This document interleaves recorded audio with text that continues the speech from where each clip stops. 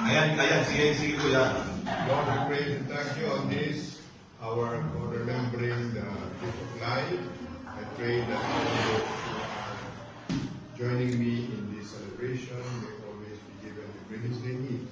May we always be grateful for whatever we receive, and may all this be for the good of others. We ask this in the name of the Father, the Son, and the Holy Spirit. Amen. Happy birthday to you.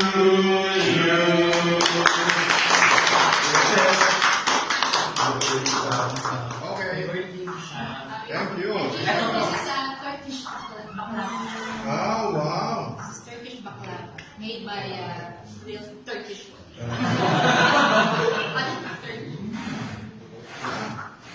Yan ito dapat ligay sa pigideta. Opo, ginat lang po. Pag nabuksan